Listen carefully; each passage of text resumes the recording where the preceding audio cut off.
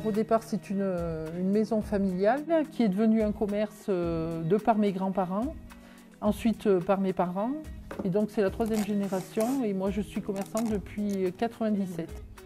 J'ouvre à 6h30, donc le boulanger de Saint-Privat-d'Allier vient me livrer le pain. Après j'ai quelques clients qui viennent déjà de bonne heure, des lève-tôt donc. Et puis après donc, je charge ma voiture et je pars en tournée, à 8h je pars. L'ouverture est prévue vers 9h30, 10h. Je fais une tournée tous les jours sauf le dimanche et le lundi. Mon grand-père avait la trompette lui. Il y avait un clairon là, enfin je l'ai toujours d'ailleurs. C'est mieux arrivé de l'utiliser quand j'avais plus de klaxon. Bonjour Marcel. Je livre principalement du pain, de l'épicerie, du gaz, des timbres. Parfois je porte des colis, parfois je porte des lettres qu'on me donne en tournée et que je donne au facteur. Bonjour. Je porte le bulletin paroissial de monsieur le curé, enfin bon, un peu tout quoi. Hein. Il y a des personnes qui ne sont pas chez eux, donc j'ai des endroits où mettre le pain. Bien souvent, il y a des gens que je vois jamais ou pratiquement jamais, qui je leur laisse dans le temps calé, je leur laisse la note au mois, souvent, et eux, ils me laissent le chèque. Donc c'est des gens qui sont dans leur travail, dans leur ferme.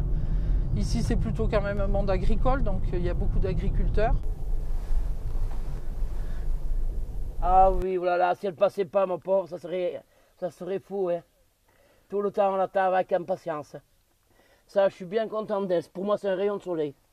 Je la vois les mardis et les jeudis, c'est impeccable. Ah oh là là. Si elle passait pas, ben, je sais pas, ça ferait hein, de la peine. Une fois, j'ai dit à mon fils, si elle passe plus, Stéphanie, Madame Chacornac, on part de 100 sacs. Ah ben, c'est sûr, il n'y a plus personne. Alors, il faut descendre en ville pour aller acheter un peu du pain. C'est pas rentable, hein. Je rouvre la porte et le commerce continue dans un autre contexte, mais plus à l'abri et moins au froid.